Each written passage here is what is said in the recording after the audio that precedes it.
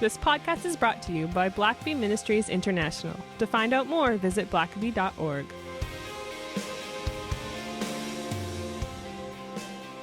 Well, welcome to the last Richard Blackaby Leadership Podcast of 2022. My name is Sam. I'm your host and joined by Dr. Richard Blackaby. Where'd that year go?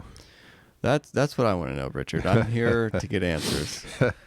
And It just seemed like some years just raced by faster. I kind of think in part maybe with COVID kind of finally waning and life sort of picking back up to more normal speed. I think a lot of stuff seemed it was backed up. Yeah, well, I think COVID just kind of did a time warp on everybody too. Yeah. So I think everybody's just like an unreal world for about 2 years, and now the world's sort of going back, not the way it used to be necessarily, but to whatever the new normal is, we're back at it. Yeah, for sure. And we started off this year with a new baby, and that's hard to believe that she's going to be almost crawling now a year.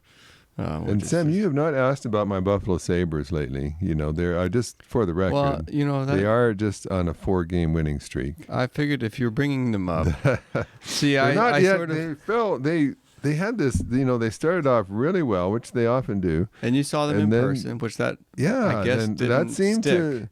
Well, it did. It began to have an effect. The embers were glowing once more after your visit. There are some reasons. I think 4 of their top 6 defensemen all got injured, so they were really hurting on the defense. But they had a free fall. They lost 8 straight games, and so they were comfortably in the playoffs. Then they lose 8 straight.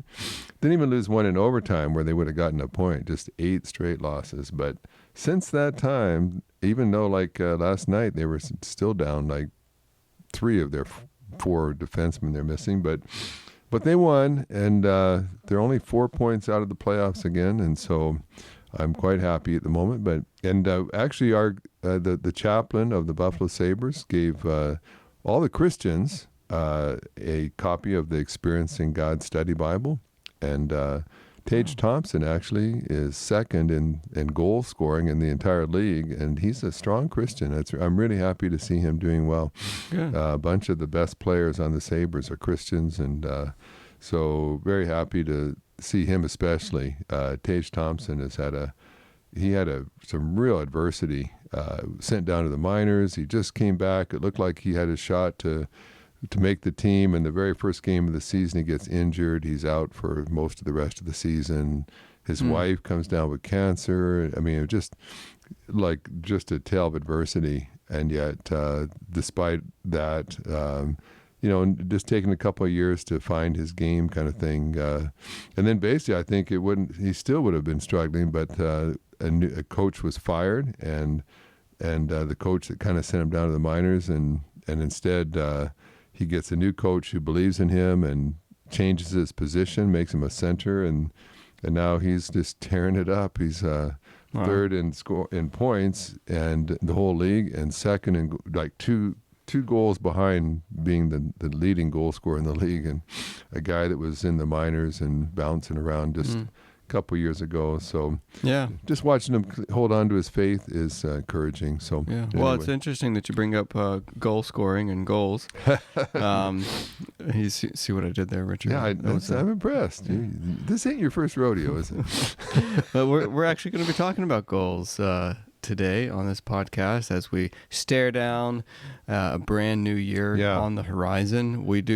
I think we've probably done this every year. I'll have to look back and see, but it's just, this is the time to sort of evaluate the year that was and look forward to the year that will be.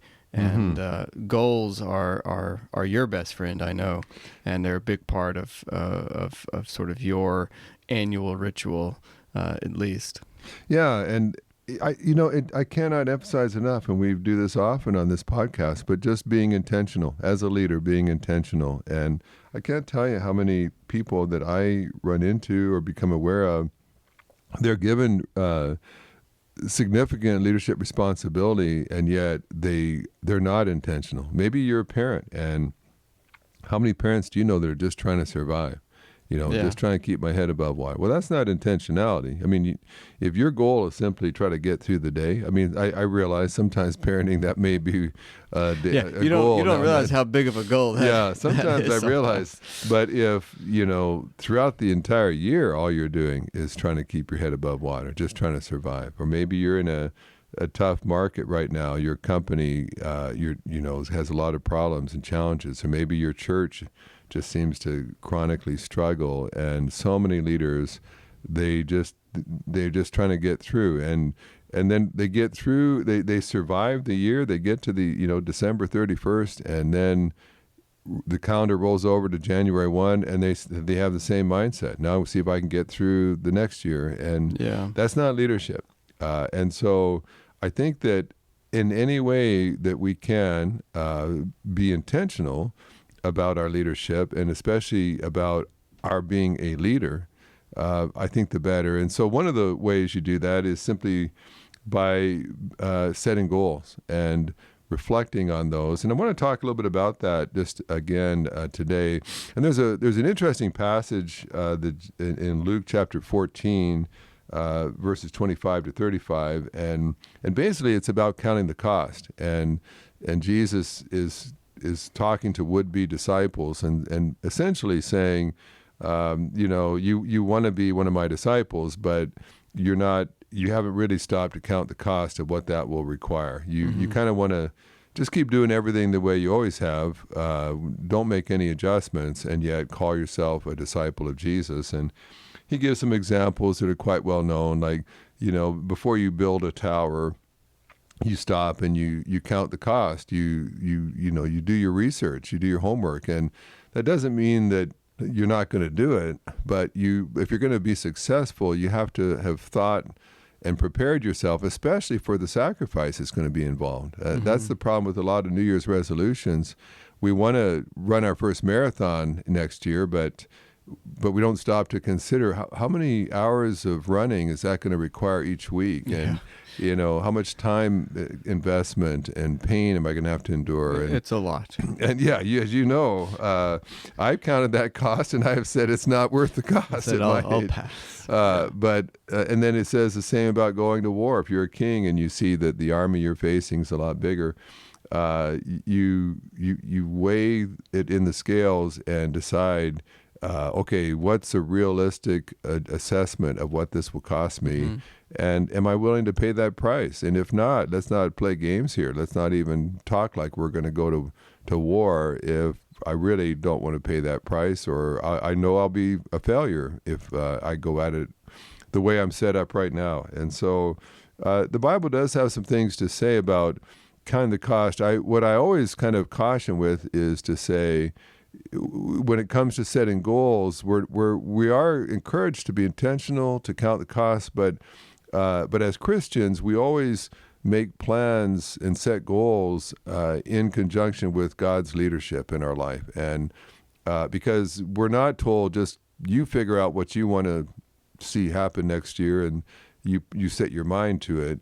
It's more of saying, get alone with God and let God reveal to you what he knows is possible for your church, for your life personally, and let him help you set realistic goals. But it doesn't matter if God gives you the proper goal for your life if you're not going to count the cost, if you're not going to be willing to make the adjustments. So when you think about goal setting, I always encourage people, they're usually, for most people, things slow down a bit at Christmas. I mean, we're going to have my son from Canada arrive with his 4 kids, 7 and under. So you'll get some. I'm not sure how much quiet, reflective time I may have during the holidays. But as long as you're up by midnight or 1, it should be mostly quiet. Yeah. So I tell you what, there's something beautiful about having my library downstairs where there's no guest rooms downstairs. Speaking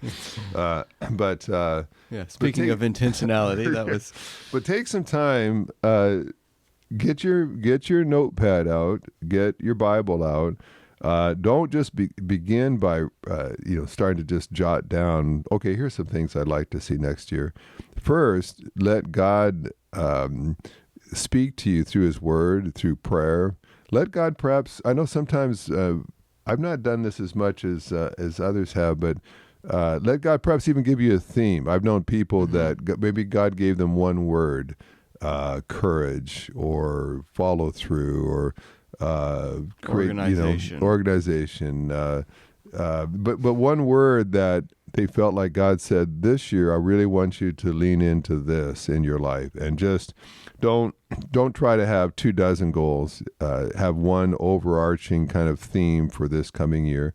Some people claim a verse, a scripture every year that becomes their rallying cry, and then everything else is kind of built around that.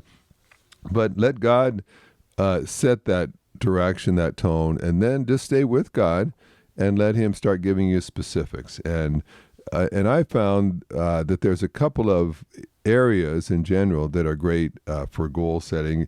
And of course, I think the first goal that you ought to begin with are just goals that reflect your walk with God. And, a lot of people, we don't think that way. We don't think about, okay, what are my goals for my walk with God this year? We tend to think, well, that just happens. That's just, that's like saying, what are my goals with my earthly dad this year? We don't typically do that. We just say, well, it's my dad. I love him. We'll just relate like we always have. But when it comes to our walk with God, God's certainly going to take some initiative with you. He's going to, by his Holy Spirit, he's going to be leading you in certain directions. But sometimes maybe the last couple of weeks of December, if you take time to go to God, he will help you to be alert to what he's going to want to do in this coming year. And so, it might be, for instance, certainly in the area of your Bible study, to say, okay, how is my time with God in my quiet time going to be different this year? Is there some way in which God wants to enhance that? Maybe I've been given 15 minutes each morning before racing off to work, and God is really impressing on me, this year I want you to give me 30 minutes. And so that means you're going to adjust. Maybe you're going to go to bed just a little bit earlier. Maybe you're not going to watch that late night news. You're going to just go ahead and get to bed so you can get up earlier. Maybe I'm going to, maybe I've done it in my living room the last while, and that seems to have a lot of distractions. I think this time I'm going to start having my quiet time in this place. And I've used the same study Bible for the last 5 years.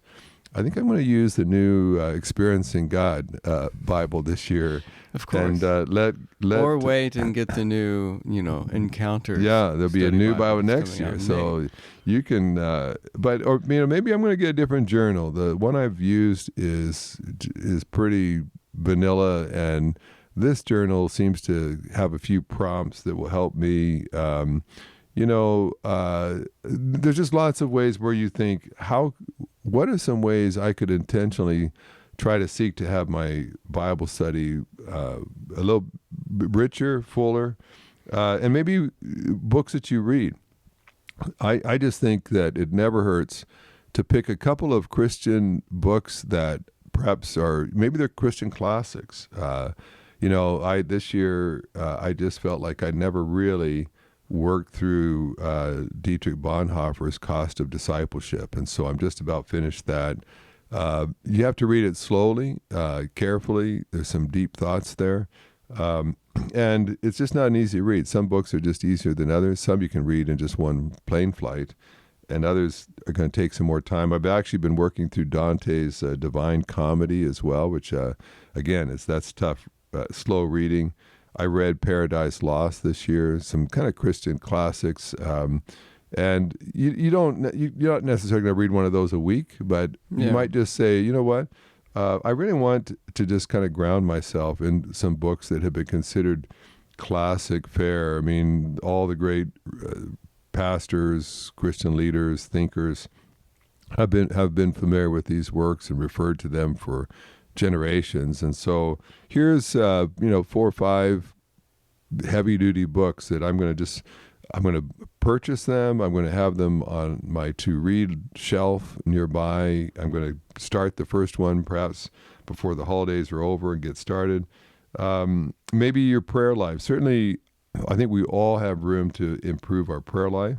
And so I'm going to get maybe a new prayer journal this year. Maybe I'll come up with a different system this year. Like I know several years ago I've shared this. I I started to write out a lot of my prayers in red ink. And so whenever I look at a journal and I see red, I know that that is my words to God, what I'm saying to him. And then I've got 3 other colors that I use as well. And I sort of developed a system that just kind of helped revolutionize a bit of my prayer times, trying to keep that organized.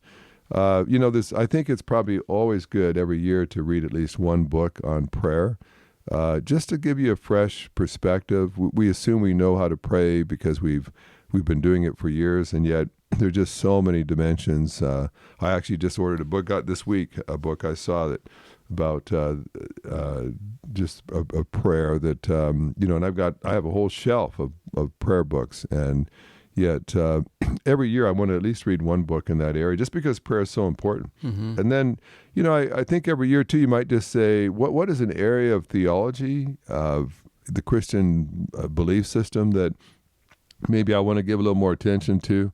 A year or so ago I bought a couple of books on spiritual warfare.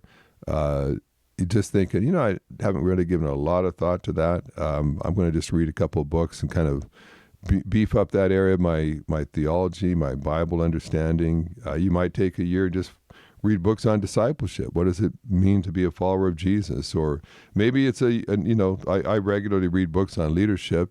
Every year, read some books on that. But just say this year, I want to have some intentional focus in a couple of areas. And then just a couple other areas, perhaps in that vein. One might be in giving. Maybe you have a spiritual goal to say, I really want to give more to my church or to mission causes. I heard this missionary speak, and I really was impressed by what he's attempting to do, and I want to invest some money there. And just investing more money in the kingdom of God. I've known people who years ago, they set a goal to tithe, to give 10% of their income to God. But then they had a goal that every year afterward, they would add 1% more into what they gave. And so the next year they're giving 11% and then 12%. And their goal was eventually to get up to at least 50%, where they were only keeping half their money and giving half of it to God's causes. And of course, that's aggressive. A lot of folks giving 10% away is a challenge, but to say, that's I want to start there. But that doesn't, I don't just sort of breathe a sigh of relief and say, oh, good, I finally got up to 10, now I can quit. They thought, no, I want to be the kind of person who can only live on half my income and be able to invest the other half. And I've known people that had different commitments about witnessing as well, which I think is always a great thing. Maybe to say, at least once a week, I want to have shared my faith with someone. Praying Hyde was famous, missionary in India who had a goal of leading one person to Christ every solitary day, and and after he did that, he said, Lord, give me 2, and finally got up to 5 people a day that he was leading to faith in Christ. I mean, that's pretty all-consuming. You got to be pretty well doing that nonstop. But I know, like, even like in my life, I'm around a lot of Christians a lot of the time, but like when I take a Lyft ride to the airport or home from the airport, I'll usually try to at least engage in a conversation and see if we can't make our way around to talking about God. And I've had some great conversations with folks, and where some people really were encouraged and thanked me and so on. And then others, it's not always going to work out that way, but you don't have to force it. But if you're intentional about that, it's easy just to kind of zone out a lot of the time and then miss opportunities. So just having your eyes open for those opportunities, I think is and that's you're step. more likely to have your eyes open if you have a goal. Yeah. If you say, okay, I've haven't talked to anybody about Jesus all week, and now it's Friday, and you know what? I'm on this whole Lyft ride. I'm going to just see if God won't just give me an opportunity. And goals, just kind of keep it before you. It's just too easy to get kind of distracted when there's no goal there in front of you, staring you in the face. And so, so your walk with God, I think, is an area that we tend to just sort of take for granted. It's just whatever will be, will be. And yet that ought to be a place where we're the most intentional. And so a second area maybe just to mention is just personal growth, which is kind of, that incorporates the spiritual, but But at the same time, just ask yourself, just personally, how do I want to grow as well? And again, I'm around, and I've been guilty of this too, where I've gone through a whole year and I probably didn't grow as a person, maybe at all. I was the same person at the end of the year I was at the beginning. Again, it just requires intentionality. And so, I think certainly as a leader, there's lots of leadership skills involved, whether it's communicating clearly, inspirationally, whether it's delegating, whether it's leading a meeting well, whether it's organizing your schedule to be the most fruitful and effective, casting a vision, solving problems. And so you might just focus on a leadership skill. And maybe there's just a lot of problems that have been festering and you realize, you know what, I just haven't been good at that. I've got some of the same problems now that I had 3-4 years ago. And this year, it's just time to say, I'm going to just bear down on some of these issues and get them resolved. And of course, weight loss is always a big one.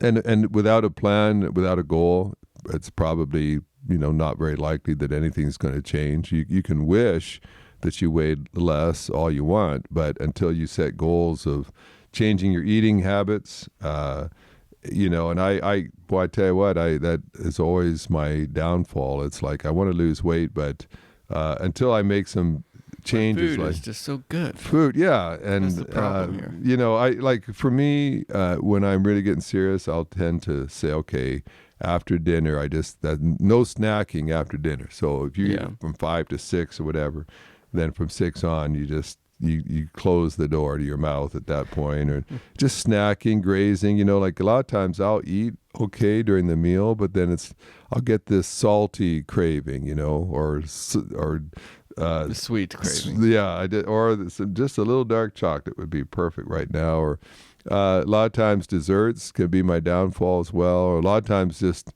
second helpings. I don't know why it is. I think maybe I grew up sharing food with 3 brothers and a sister, and so it's kind of like just eat. You graze all you can. And to just take better portions. And be satisfied with that, even though you can see there's still some food there left in the pot. For me, it's like, why? I might as well just clean that out. No need for putting away leftovers and finding Tupperware. And same with exercise. Just we all want to exercise more, but again, without a plan. Maybe you've got bad running shoes, and it hurts your feet when you run. Okay, well then I need to go ahead and order a good set of shoes, have those ready by January 1.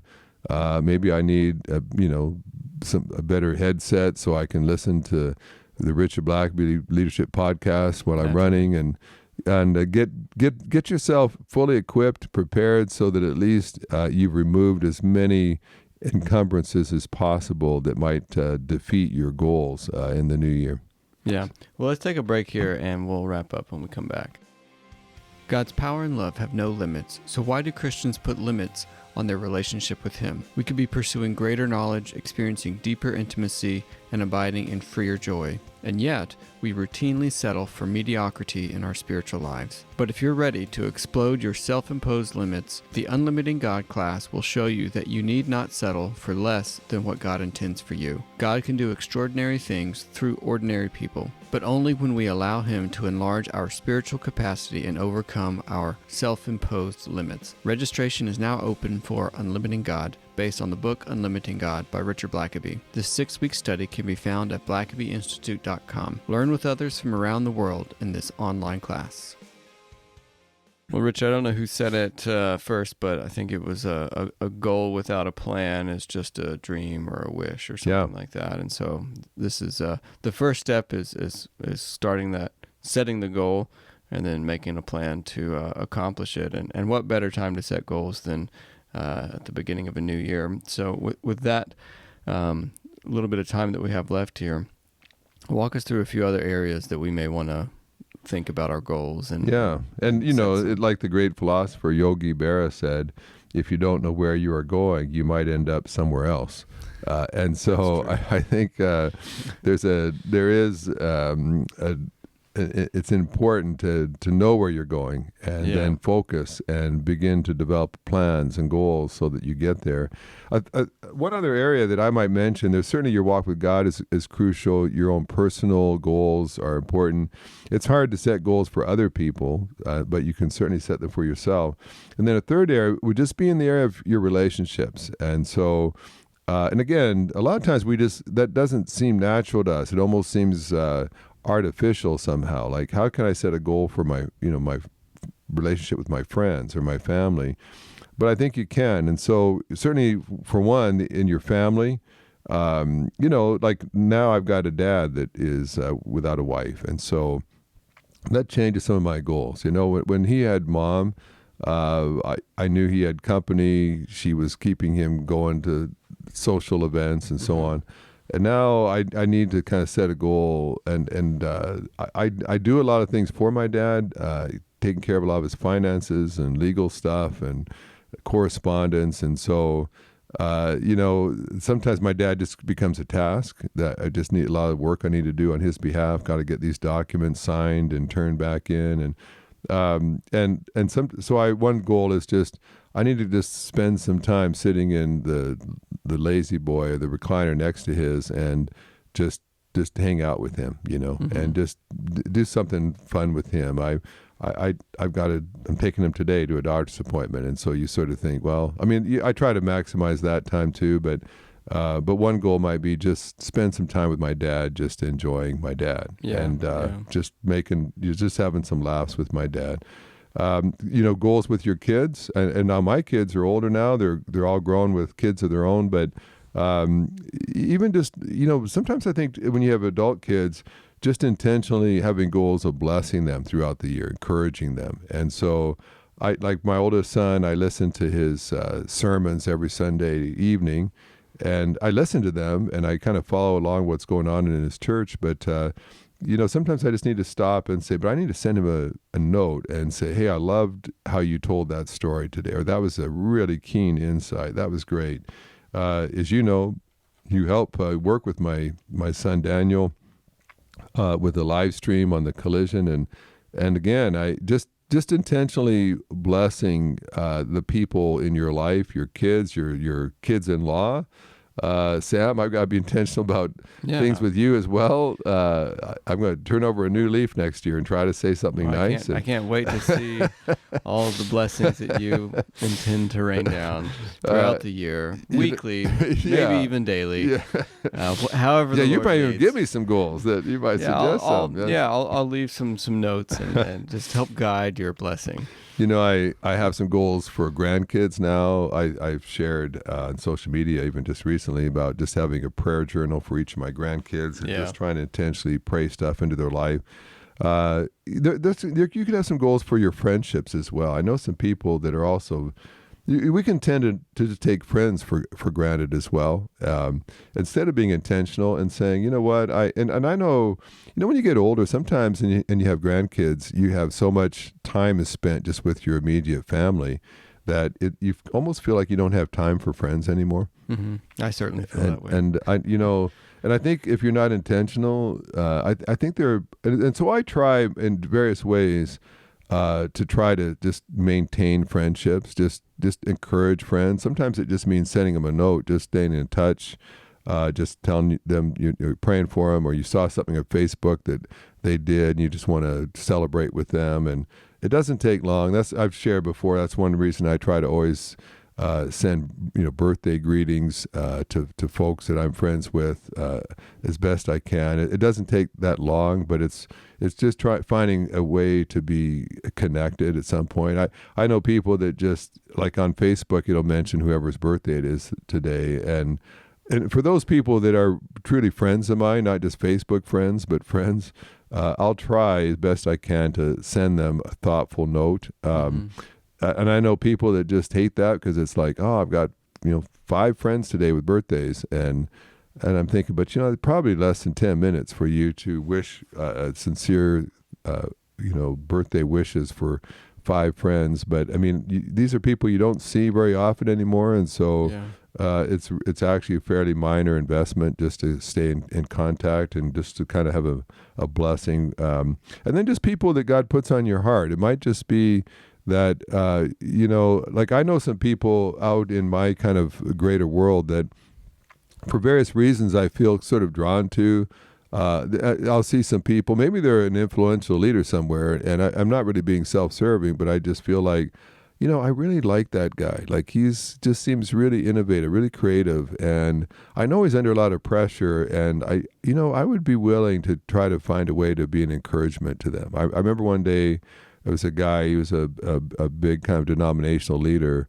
I didn't really have a personal relationship with him, but I just saw that he was going through a hard time, and I just felt like God sort of assigned him to me, just said, I want you to be an encouragement to that person. You don't know him well, but so I reached out, sent him a note, and I'll tell you what, boom, just quickly I got an answer back, just really appreciative of what I had said and wanting me to know how meaningful that was. And so we've had kind of a relationship that has developed since then. And you sort of think, boy, I'm too busy to add one more relationship, but there might be someone in particular that God just put on your heart, and maybe someone at work, someone in your church that you've noticed, and you just think, Lord, if you're telling me that you want me to at least add one friendship at some level, you may not be having lunch every week, but you now have a new relationship where you can talk about things and encourage one another, then that's great. Just a couple things to say about just goal setting. One is, if you're going to have a goal, make it clear. There's no point in a nebulous goal. Try to get fit next year. Try to run a little more. Try to be a better witness, or do better with my quiet times. Like those are all, they're not clear. And so make them actionable in the sense that have some specific thing that you can do.